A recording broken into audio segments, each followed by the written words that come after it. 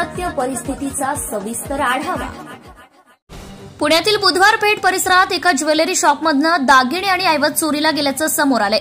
या प्रकरणी विश्रामबाग पोलीस ठाण्यामध्ये गुन्हा दाखल करण्यात आला आहे।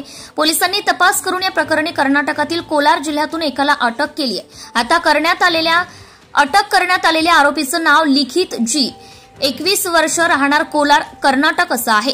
आरोपी हा मूळचा कर्नाटकचा आहे। तो सराईत गुन्हेगार नसून तो अभियांत्रिकीचा टॉपर असल्याचं पोलीस तपासात समोर आलंय। पोलिसांनी दिलेल्या माहितीनुसार 6 जुलैला मध्यरात्री पाऊण ते सव्वा वाजेदरम्यान एका 25 ते 30 वर्ष तरुणाने दुकानाच्या दुसऱ्या मजल्यावर असलेल्या बाथरूमच्या खिडकीतनं ज्वेलरी शॉपमध्ये प्रवेश केला।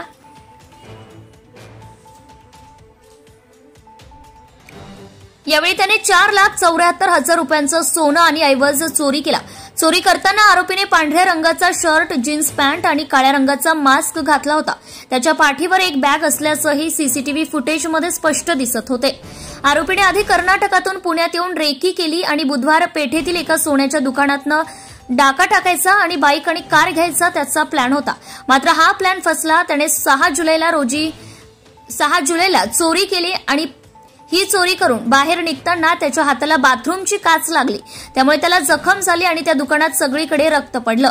दुकानाचे मालक जेव्हा सकाळी घरी आले तेव्हा त्यांना हे रक्त दिसलं आणि दुकानाची पाहणी केल्यास सोन्याचे दागिने लंपास केले। त्यामुळे मालकाने थेट पोलीस स्टेशन गाठून तक्रार दाखल केली होती। पोलिसांनी 250 सीसीटीव्ही फुटेज पाहून अखेर त्याला कर्नाटकातील कोलार गावातनं अटक केली आहे। आरोपीने तोंडाला मास्क लावून चोरी केल्यामुळे त्याचा मार्ग काढणं कठीण होतं। पोलिसांनी त्याच्या बॅगच्या आधारे त्याचा तपास केला। चोरी करून हा कर्नाटकात पळून गेला होता। कर्नाटकात गेल्यावर त्याने सोनं विकण्याचा प्रयत्न केला तेव्हा ते सोनं 1 ग्रॅमचे असल्याचं त्याला समजले।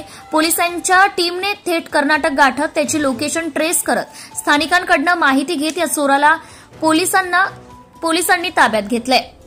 महाराष्ट्र टुडे मराठीसाठी bureau report, Pune. Subscribe now and press the bell icon. Never miss an update.